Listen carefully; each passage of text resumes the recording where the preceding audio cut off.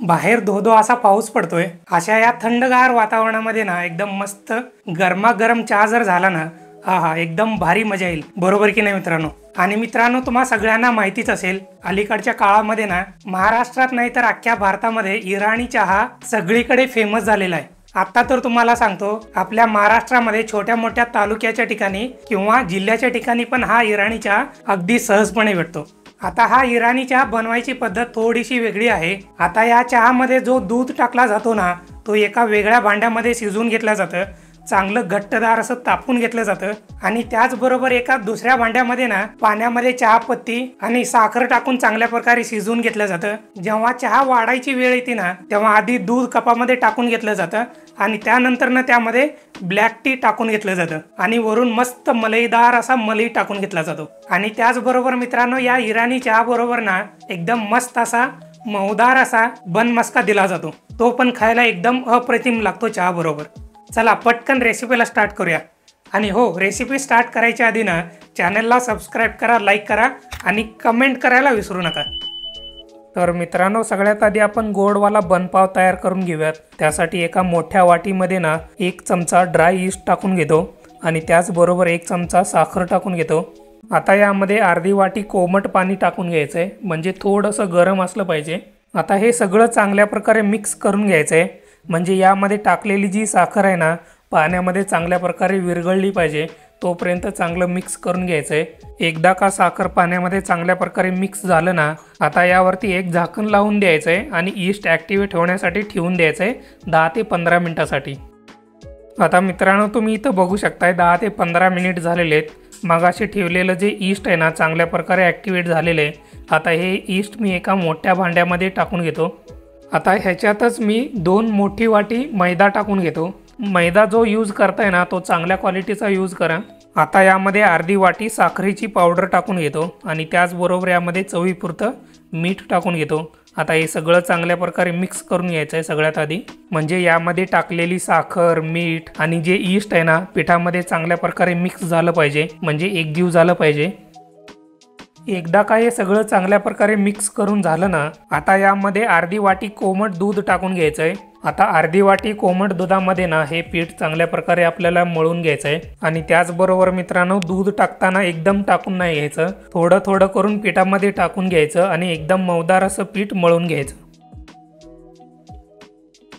तर मित्रांनो, तुम्ही इथं बघू शकता अर्धी वाटी दुधामध्ये ना मी पीठ चांगल्या प्रकारे मळून घेतलेले। आता हे थोडंसं चिकट झालेलं आहे। आता यामध्ये जर आपण थोडंसं बटर टाकून घेतलं ना आणि चांगल्या प्रकारे मिक्स करून घेतलं ना, तर पिठाचा चिकटपणा कमी होतो आणि पीठ जे आहे ना एकदम मऊदार बनतो। यामध्ये मी पाव वाटी बटर टाकून घेतलेले। आता हे जे बटर आहे ना पिठामध्ये चांगल्या प्रकारे मिक्स करून घेतो।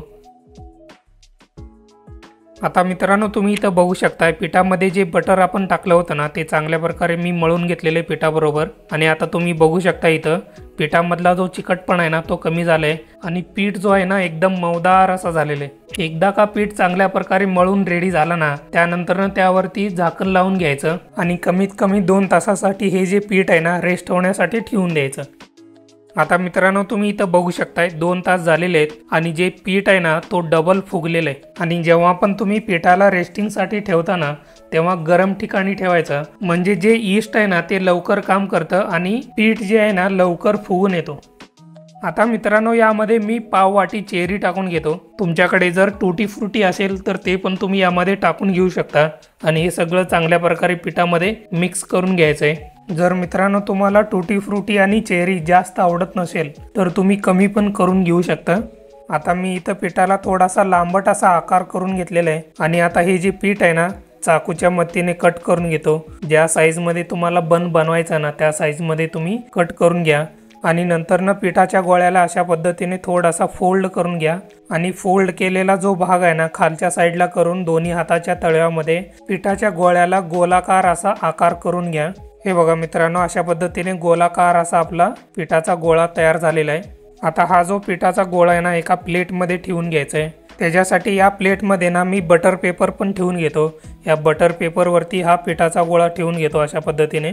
एकदा का सगळे पिठाचे गोळे तयार करून झाले ना त्यानंतर ना एका तासासाठी हे पिठाचे गोळे रेस्ट होण्यासाठी ठेवून द्यायचे। जेवढं चांगल्या प्रकारे तुम्ही बनला रेस्ट करून घ्याल ना तेवढ्या चांगल्या प्रकारे आतमध्ये जाळी बनतात आणि बन एकदम छान मऊदार असा बनतो। आता या सगळ्या बनला वरून दुधाचा लेप लावून घेतोय, त्यामुळे वरून छान तांबूस असा कलर येतो। त्यामुळे यावरती दुधाचा लेप लावून घ्यायचा आहे अशा पद्धतीने। तुम्ही हाताने पण लावून घेऊ शकता। आता मित्रांनो तुम्ही इथं बघू शकताय 5 मिनिटापूर्वी ही कढई मी गॅसवरती ठेवून घेतलं होतं आणि आता ही कढई चांगली गरम झालेली आहे, म्हणजे चांगली प्रीहीट झालेली आहे। जेव्हा पण आपण बनला बेक करून घेऊ ना त्याच्या आधी कढई चांगली प्रीहीट झालेली पाहिजे, त्यानंतरच त्यामध्ये आपला बन ठेवून घ्यायचा आणि वरती झाकण लावून घ्यायचं। आता गॅस जो आहे ना मीडियम आचेवरती ठेवायचा। मीडियम आचेच्या गॅसवरती ना 10 ते 15 मिनिटासाठी या बनला चांगलं बेक करून घ्यायचं। आता मी मित्रांनो अवनमध्ये पण बन जो आहे ना बेक करून घेणार आहे। अवन सगळ्यात आधी प्रीहीट करून घेतला होता आणि आता 200 डिग्रीवरती 10 ते 15 मिनिटासाठी हे जे बन आहेत ना चांगले आपल्याला अवनमध्ये बेक करून घ्यायचे आहेत।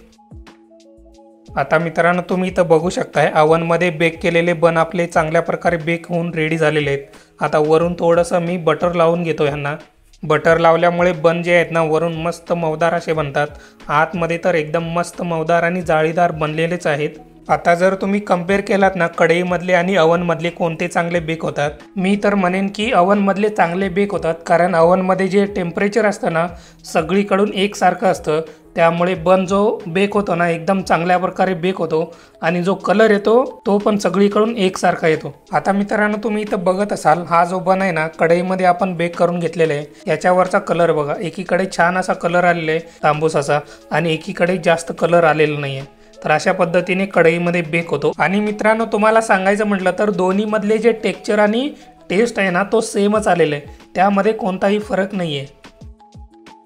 आता मित्रांनो आपल्याला बनमध्ये लावण्यासाठी मस्का तयार करून घ्यायचा आहे, जो की बटरपासून बनवला जातो। त्यासाठी 4 ते 5 चमचे बटरमध्ये ना 2 ते 3 चमचे पावडर केलेली साखर टाकून घ्यायची आणि चांगल्या प्रकारे मिक्स करून घ्यायचं। ह्याच्यासाठी जो बटर आपण वापरतो ना तो गरम नाही करून घ्यायचा, जसा आपण फ्रीजमध्ये बटर ठेवतो ना तसाच बटर तो थंडगार वापरायचा आणि बटरमध्ये साखर जी आहे ना चांगल्या प्रकारे विस्करनी वगैरे मिक्स करून घ्यायचं। आता तुम्ही इथं बघू शकताय साखर आणि बटर एवढ्या चांगल्या प्रकारे मी फेटून घेतलं ना, आता त्याचा कलर एकदम पांढरा फटफटीत पडलेला आहे। तर अशा पद्धतीने कलर जो आहे ना एकदम पांढरा फटफटीत पडला पाहिजे, तोपर्यंत चांगलं मिक्स करून घ्यायचं आहे। आता मित्रांनो मी इथं बनचे 2 तुकडे करून घेतो बरोबर सेंटरमधून आणि दोन्ही बाजूला चांगल्या प्रकारे मस्का लावून घेतो। एकदा का मस्का चांगल्या प्रकारे लावून झाला ना दोन्ही तुकडे मग परत एकमेकांवरती ठेवून घेतो। अशा पद्धतीने एकदम मस्तपैकी आपला चमचमीत असा बन मस्का रेडी होतो। झाला की नाही मित्रांनो एकदम मस्त चमचमीत असा बन मस्का। तर अशा पद्धतीने बन मस्का आपल्याला तयार करून घ्यायचा आहे। आता मित्रांनो आपण इराणी चहा तयार करायला घेऊयात। त्यासाठी एका पातेल्यामध्ये मी अर्धा लिटर दूध घेतलेले आहे। दूध जे आहे ना म्हशीचं दूध वापरतोय आणि इराणी चहा जो असतो ना जास्त क्रीमीदार असा असतो, त्यामुळं म्हशीचं दूध वापरायचं आहे। गाईचं पण तुम्ही वापरू शकता पण त्यामध्ये क्रीमीनेस येत नाही, त्यामुळे म्हशीचं दूध वापरा। आता मित्रांनो तुम्ही इथं बघू शकताय दूध जे आहे ना चांगलं खळखळ असं उकळायला चालू झालेलं आहे आणि आता या दुधाला असंच खळखळ असं उकळवत ठेवायचं आहे, कारण या दुधाला आपल्याला कमीत कमी 30 ते 40% आटवून घ्यायचं आहे। दुधाला चांगल्या प्रकारे आटवून घेतल्यामुळेच दुधामध्ये छान असा क्रीमीदारपणा येतो आणि त्याचबरोबर दुधावरती एकदम जाडसर असा साय म्हणजे मलाई येते। ही मलाई आपण नंतरनं चहामध्ये मिक्स करण्यासाठी यूज करणार आहोत। एकदा का दुधाला चांगलं आटवून झालं ना गॅस बंद करून घ्यायचा आणि दूध दुसरीकडे ठेवून द्यायचं, म्हणजे त्यावरती साय जमायला चालू होईल। आता मित्रांनो आपल्याला ब्लॅक टी तयार करून घ्यायचं आहे। त्यासाठी एका छोट्या भांड्यामध्ये 2 कप मी पाणी घेतोय आणि पाण्याला चांगलं खळखळ असं उकळून घ्यायचं आहे। एकदा का पाण्याला चांगली उकळी आली ना आता यामध्ये 2 चमचे चहा पावडर टाकून घ्यायची आणि त्याचबरोबर सुकलेल्या गुलाबाच्या पाकळ्या यामध्ये थोडेसे टाकून घ्यायचे आणि आता सगळ्यात शेवटी अर्धी वाटी साखर मी यामध्ये टाकून घेतोय। आता साखरेचा विषय आलाय म्हटल्यावर तुमच्या चवीनुसार तुम्ही टाकून घेऊ शकता। आता हे सगळं चांगल्या प्रकारे 3 ते 4 मिनिटांसाठी शिजवून घ्यायचं आहे। चहा पावडरचा जो कलर आहे ना चहामध्ये चांगला उतरला पाहिजे तोपर्यंत चांगलं शिजवून घ्यायचं आहे। आता मित्रांनो आपला दूध रेडी झालेलं आहे, ब्लॅक टी पण आपला ऑलमोस्ट रेडी झालेलं आहे। आता मित्रांनो एका कपामध्ये अर्धा कप दूध घ्यायचं आणि त्यामध्ये अर्धा कप ब्लॅक टी गाळून घ्यायचा। अशा पद्धतीने 50-50% मध्ये रेशिओ घ्यायचा आणि सगळं चांगल्या प्रकारे मिक्स करून ना वरती मस्तपैकी आपला मलाई टाकून द्यायची। तर अशा पद्धतीने मस्तपैकी आपला मलाईदार इराणी चहा तयार होतो। मग काय मित्रांनो, झाला की ना आपला मस्त मलाईदार असा इराणी चहा आणि त्याचबरोबर मऊदार असा बन मस्का। मग काय मित्रांनो, कसा झाला इराणी चहा? एकदम मस्त झाला की नाही? आणि याच्या आधी आपण बन मस्का पण बनवून घेतला, तो पण एकदम भन्नाट झालेला आहे, एकदम मस्त मऊदार जाळीदार असं झालेलं आहे। आणि त्याचबरोबर आता आपण इराणी चहा जो बनवून घेतला ना, तो पण एकदम मस्त झालेला आहे, एकदम दाटसर असा झालेला आहे। आणि त्याचबरोबर वरती जी मलाई टाकली ना, त्याच्यामुळे एकदम अप्रतिम असा चव आलेला आहे। तर मित्रांनो, अशा पद्धतीने तुम्ही पण तुमच्या घरी ना मस्तपैकी बन मस्का आणि इराणी चहा नक्की तयार करा।